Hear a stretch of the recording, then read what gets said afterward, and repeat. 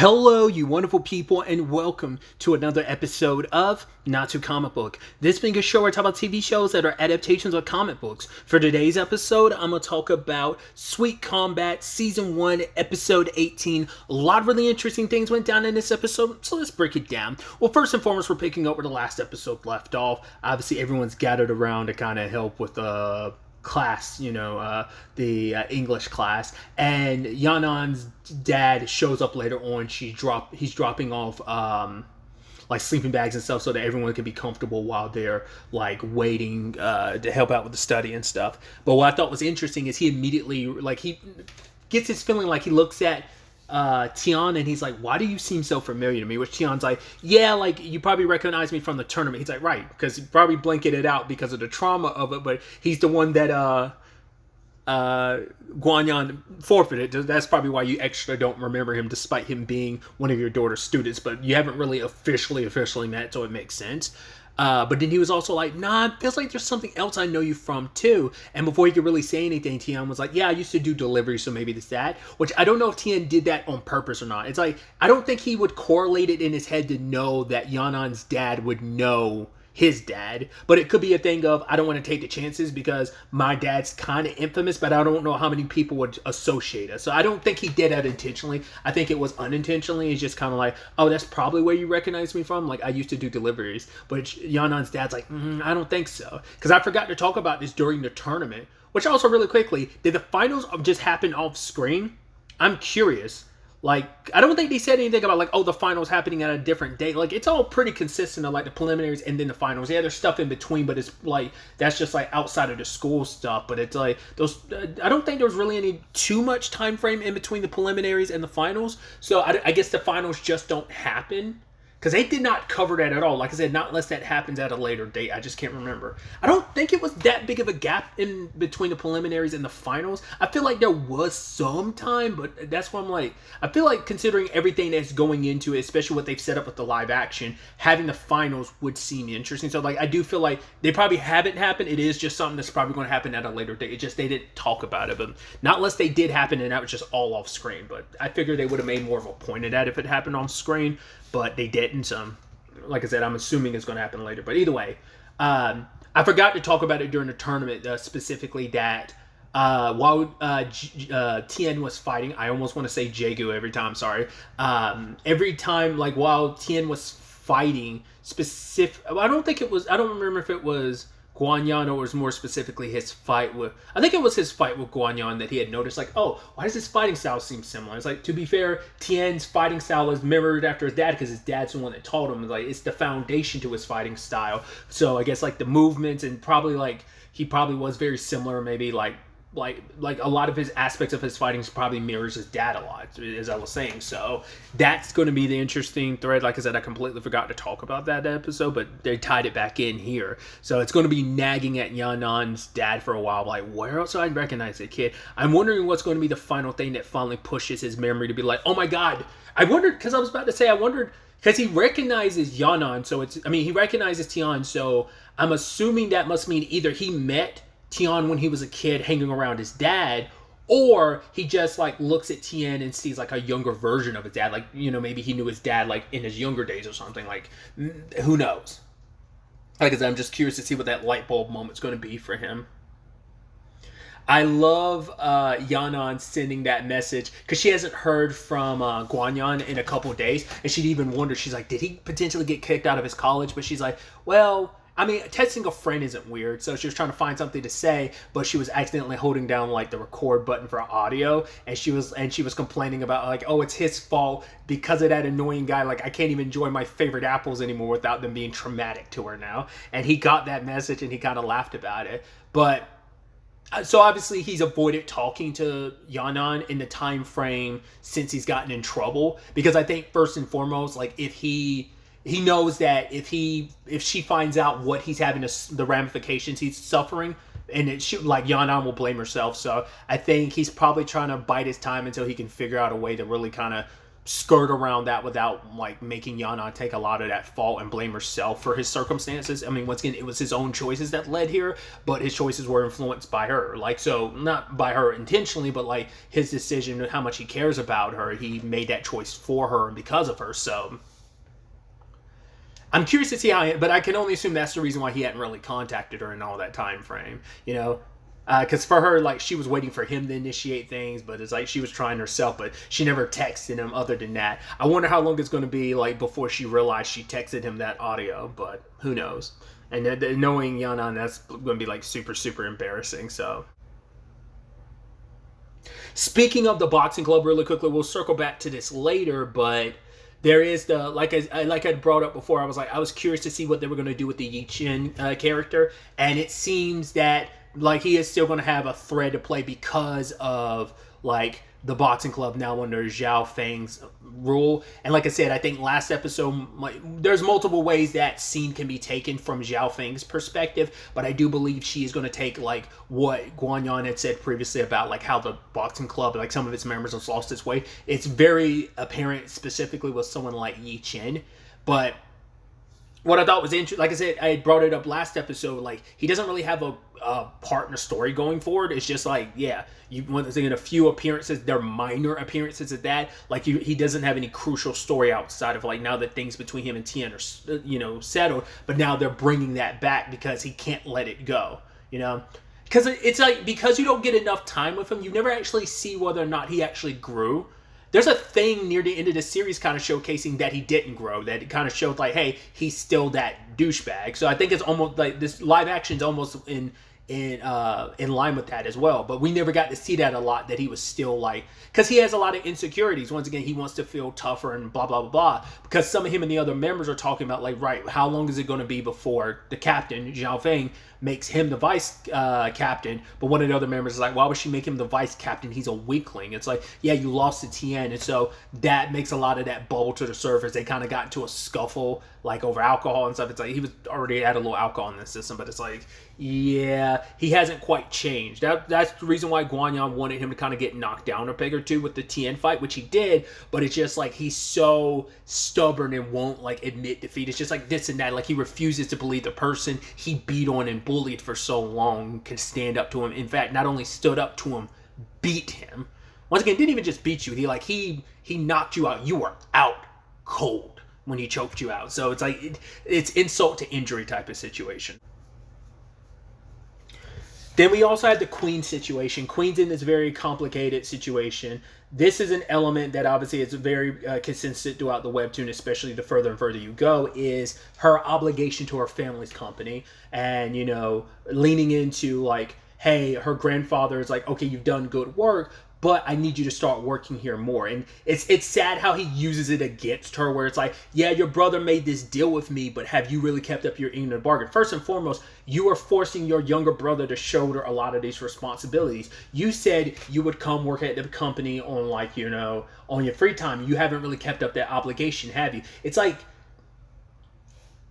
there's a layer, I mean, it's straight up guilt. He's guilting her into it. Like the whole arrangement was she wouldn't have to work here until after she graduates. But he's like, yeah, but you haven't really been keeping up your end of the bargain. And it's like, well, you know, it's like, because for him, it's like, you are in a very different space. It's like, it sucks. You have a lot of luxury and a lot of things because you are from this family, but it's a double-edged sword. You have all this great stuff, but it comes with the downside of you have to shoulder a lot more than a regular person would. You know, there's a lot to be expected from you because you are part of the Fang family, you know? So, and she can't really object much. All she can do is just say, yes, like who, you know, he's the head of the family. Like you really can't argue with the head of the family in this regard. It's your grandfather. He's looked after you. He's taking care of you and what he wants. Like I said, despite the way he's going about it, I do believe he does have the best of intentions involved, you know? I think he's trying to come from the best place. So she's kind of stuck working there. He even says like, okay, you're going to go to a meeting in Dubai. I think he said it was going to be like a week from now, and she's been away from school for a couple of days, so I don't think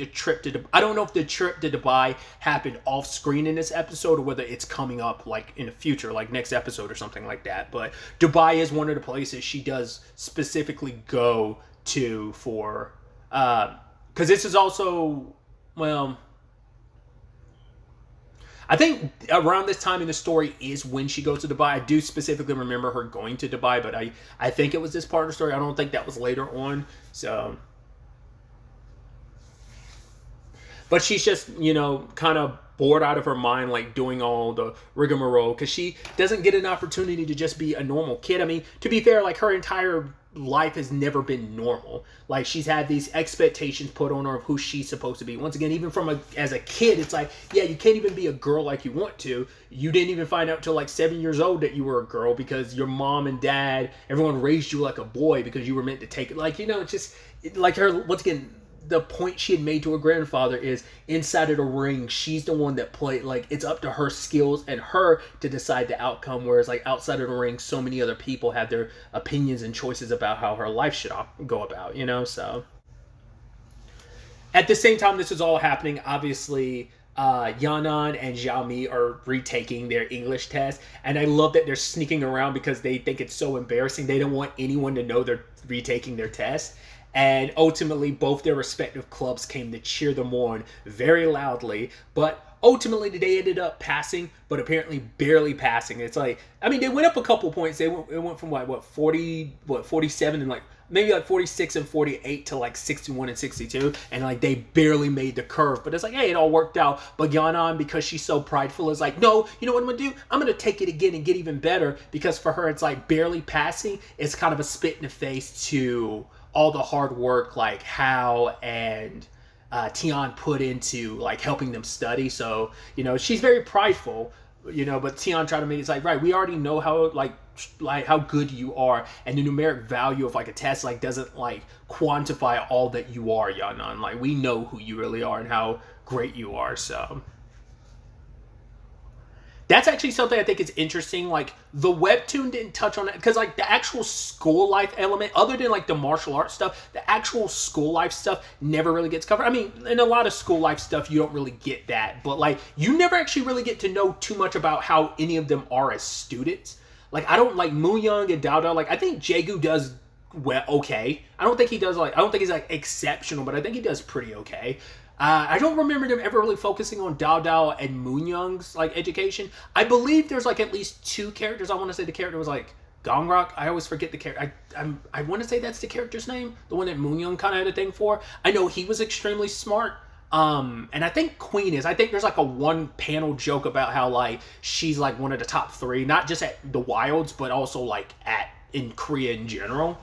Because like her and Gongrok are like super smart characters. I think that's like all you ever really get of a gauge of how smart some of the characters are. So like, once again, like the educational side of things never really comes up. Like, even them in classes and stuff, like you see them in classrooms, but like the fact is we see them kind of getting taught. It's not, I mean, for any school life series, you don't always get that. As long as the series is taking place in the confines of a school, not even just the educational parts of it, it's a school life thing. But even getting the bits that we're getting of them actually like learning stuff, like I said, that's, we don't even really get that like in here and there in the webtoon. Like, I mean, except for like that one teacher, you never actually get to see who are any of the other teachers at the Wilds in the webtoon. So just a little tidbit I wanted to add in there because I thought it was interesting.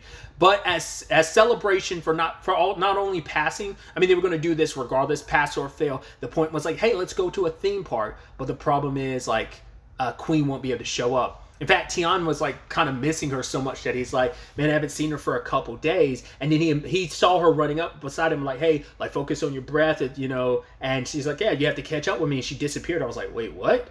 And I was like, did she run off that fast? I don't see her in the distance. And it's like, no, it was all in his head. He misses her that much. He started imagining her. It's like, and her saying exactly what she would normally say under those circumstances,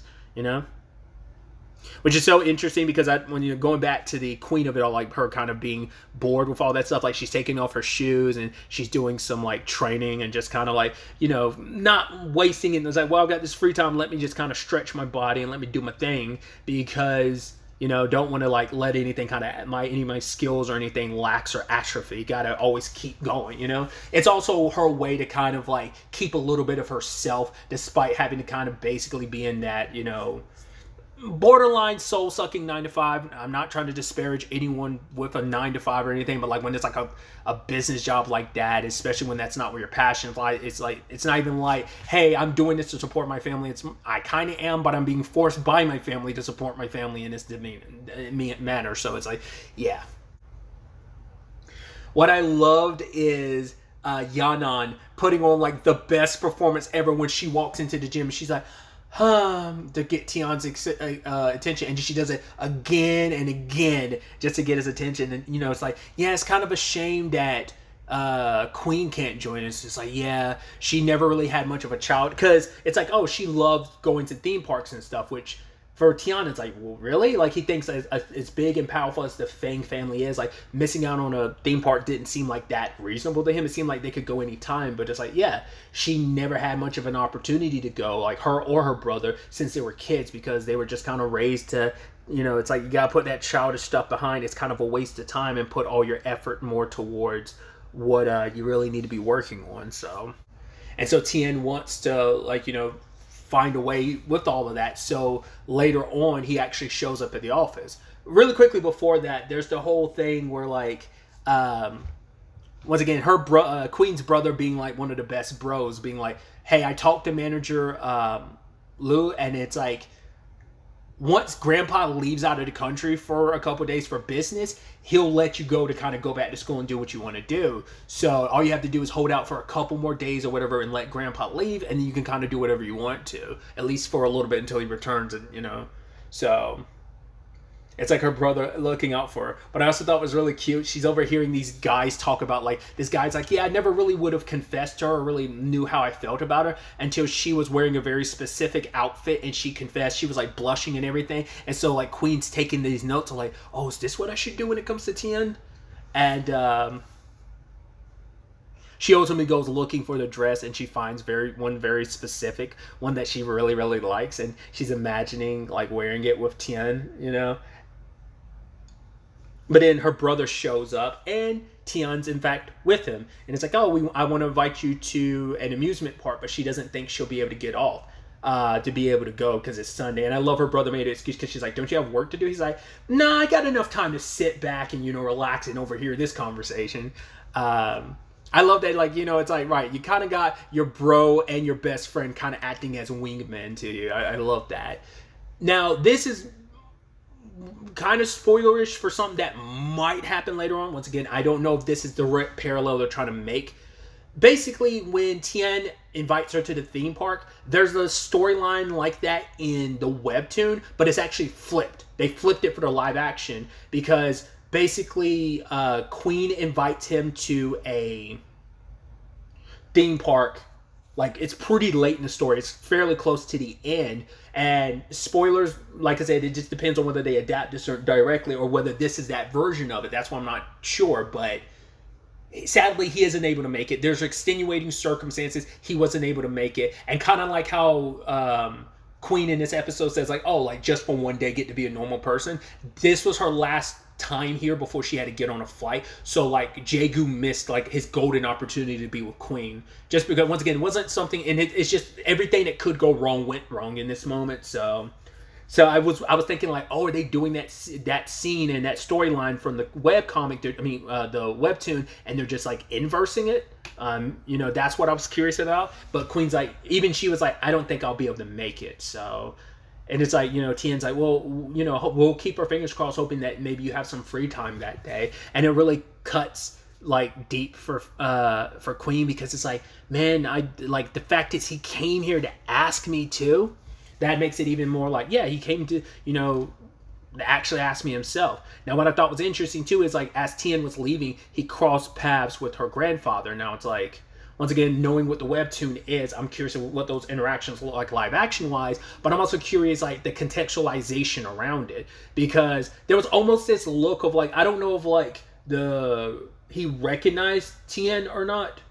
Like, I don't know if he, like, pays enough attention to the people around Queen, or whether it's like this has something to correlate or has something to do with Tien's father. Just like Yanan's dad was kind of like correlating and connecting, like, why do I recognize Tien? I'm wondering if her grandfather had that in that split moment, or is it just kind of like the interesting thing of like, oh, like recognizing, hey, this is her grandfather. I don't know if he's ever seen a picture of her grandfather's. I don't know if he just automatically knows what what their grandfather looks like, or what, because he just bowed because it was like an older guy, but it seemed like that was like a bow because like, hey, you're the older person, but you're also like in charge here. So we'll see whether there's like what potentially could come of that. Like I said, considering what the webtoon handles that dynamic between the grandfather and Jaegu, I'm curious to see how, like I said, the live action handles that and what those contextualized conversations are like in this version of the story in correlation to the webtoon. I think it kind of speaks volumes that despite where they currently are, Xiao Mi still shows up at Tien's place. She's hanging out with the kids, and it's like, right, so when we do go to the theme park tomorrow, like, can you guys like be on your best behavior and not disturb me and Tien? I'll give you a whole bunch of KFC. Fine, I'll get you a whole bunch of wings too. And it's like, right, we got a pinky promise on this. And she was so excited, like, oh my god, Tien's back. And then it ended up being Yanan, who was like, yeah, you posted those photos online, so I knew you had food. And it's like, I'm gonna block you. And at the same time, Queen is on her way because she wants to. I'm kind of glad it was Yanan, because I was kind of be like, oh, that'd be kind of a bummer, because if it's just Xiao Mi and Tien, she'll probably read the situation just like she did previously and just leave again. But if Yanan's there, like, maybe it will kind of smooth things over a little bit more and like, no, I'll stick around. So, but Queen wants to thank him, and she's using an excuse like, yeah, I'll make him some instant noodles. But then she thinks about the chow mein and she's happy, but sadly thinks about it later on, like, oh man, there's no room on the table for my chow mein for him to kind of be able to finally taste it. So, but the fact is that's still open in her mind, I think, is kind of a good sign, because it's like, once again, it was kind of an answer, but it wasn't an actual answer for her. Like, I think it's no longer going to be the answer. The analogy she was hoping it to be at the time. I don't know if it was still playing that role. It might still play that role if she gets the opportunity to present him some chow mein that she made. So maybe it'll still fit that narrative now, but she's also working on another means of telling him how she feels. So, but by the time she gets there, Yi Chen and some crew showed up to cause some problems, and it's like, right, the girls from the Wilds can't, from their college can't do anything, which I guess those same rules don't apply to their college, because you're able to start shit no problem. Like, you don't suffer any ramifications for starting stuff, but like, if they fight outside of official means of a ring, that's when they can get in trouble, like they did previously. So now it's well, that was more so like, once again, that was kind of more on Tien, like them kind of getting in trouble. But either way, they wanted to handle this quickly before Tien got home, and they wrecked everyone pretty easily. And then it's like, cool, we got to make a promise to never tell Tien about this, because they don't want him to stress about it or worry about it. Like thinking like maybe his siblings will be in trouble again. But Queen's like, yeah, you come around here, if you ever threaten Tien or his siblings again, you're going to like, because he's underestimating who Queen is. It's like he probably doesn't quite recognize like her power and reach. Which that conversation in itself actually ties into something later on in the webtoon as well. Like Queen using her position to kind of threaten someone to like fall back in line. So once again, depending on if they end up adapting that storyline or not. But either way, they're just keeping. It seemed like the kids were super quiet about it too, so they must have seen everything go down. So it's like, right, they were probably asked to not tell Tien as well. So they've kind of got this big secret. But either way, Tien is able to kind of sneak off and talk to Queen. And once again, like, sadly, nothing's changed in her schedule, and even her coming back to school, yeah, that probably won't be possible for like another week or so until her grandfather leaves for his business trip. Because she finally does ask Tien, like, oh, like, right, everyone else wants me to come to the theme park, but what about you? And he says, of course I want you to come along, And I think for her that it was nice hearing that, like, oh yeah, because at first she started wondering, like, oh, did you only show up because everyone else wanted me there? Except for Xiao Mi. But it's like, no, like, I also want you there too. It wasn't just for the others. I came for myself of like, because he also thinks she deserves to be able to kind of have that normal life. But they have that conversation about, like, right, that responsibilities of, obligations and stuff, which Tien completely like, he's like, yeah, I totally get that. And it's like, and I think for Queen it's nice, like, yes, we're from different worlds, but at the same time we are from similar worlds, where it's like those similarities. I think for Queen it's nice to have someone, once again, that comforting person in your life, but also someone who can understand you in a way no one else can, so I also haven't talked about this. Her driver is kind of the equivalency of the Mr. Park from the webtoon, but it's just like he's not like he doesn't pop up as frequently and doesn't have as many gag moments as Mr. Park does. Because like his gag moments are always like, people stepping to him, and he's not just her driver, he's security, and he'll come out strapped. I also wonder, is that also just probably playing into like, I don't know what China's rules on guns are versus Korea. Like, I don't know what that is. I mean, I'm sure like not every regular citizen can have, but it's like you're from a powerful, prominent family and you're security, so you kind of like, I think you have that leeway, but I don't know if that's even applicable in China. Like, so that might be something that why they don't also include that bit. Once again, there's just certain things that are probably like, let's not bother translating that. Let's just leave that as like a webtoon bit that's a gag that's not necessarily needs to be adapted, But either way, her brother took over the meeting that she was supposed to go to, and it's like, yeah. So I bought you the dress, which apparently he knows her password, which I wonder what her password is for her brother to know it. Plus, her brother's pretty smart. But yeah, I got the dress that she wanted, gave her the day off to be able to go to the theme park with her friends, and he's taking over her meeting, and he's boring everyone to tears because it's not a section of the business that he's ever really looked into or knows anything about. So he's like just going about it as slowly as possible and just wringing out everything he can, just because he doesn't know what he's actually talking about, so he can't really get to the main topic at hand when it comes to that meeting. So just gotta waste enough time, until so that people don't see him like, basically floundering. But everyone's excited. Well, everyone except, once again, Xiaomi's the only one not excited about Queen being able to make it. And also cuts even deeper where it's like, she was shocked at what Queen was wearing. It's like, wait, what are you wearing? Because it's like something she would wear. Because she had always made that point of like, right, you don't have that cutesy girly thing. And it's like, yeah, that's a very cute thing that doesn't necessarily, you wouldn't always 100% associate with Queen. And I love Hal being like, oh, you look pretty nice. And Xiaomi's like, I wear stuff like that. You never compliment me. He's like, no, you look good too. So they're able to, go in and enjoy themselves.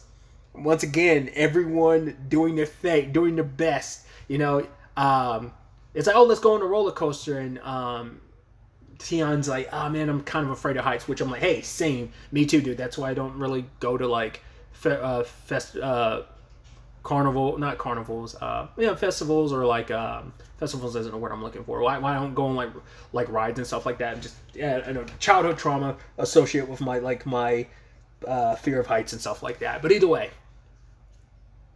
Tien's like, yeah, I don't like heights, and then you have Yanan being like, oh my god, Queen doesn't like heights either. It's like, oh yeah, we could stick behind and stay with the kids, so everyone else can go on like the bigger adult rides. And then Xiaomi kind of winks to Hao, and he's like, oh yeah, I'm afraid of heights too, so we can stay behind. And Yanan immediately counters, being like, oh, I guess that means you can stay behind with the kids and we could go somewhere else. And so he gets stuck babysitting, and the Tian's siblings are pulling him in multiple directions. Then like they're about to get on a roller coaster, and Tian kind of still is like, no, I'm not going to. But it's like, oh, why don't Queen and Tian go for a walk? And I think it's kind of cute. She grabs his hand and kind of drags him away, and while Xiaomi is trying to get off the ride, but Yanan forces her to stay on the ride. Once again, Yanan being like the best MVP BF, like I got your back, homie. So just thought that was just kind of nice, like a little fun thing, some interesting developments all around. It's gonna be interesting to see where the next episode takes us, kind of continuing where the theme park adventures go and how that plays out. And her grandfather's gonna find out about it and what the ramifications potentially for that will be, or just seeing where the rest of the episode takes us, because I'm sure that's only going to be like a partial chunk of the episode. I don't know if it'll be a big chunk, small chunk, but I'm curious to see where everything takes us going forward. But really, that's all I wanted to talk about. Till the next time we meet, be happy, be safe, live life to the fullest, and enjoy it. Good day and goodbye.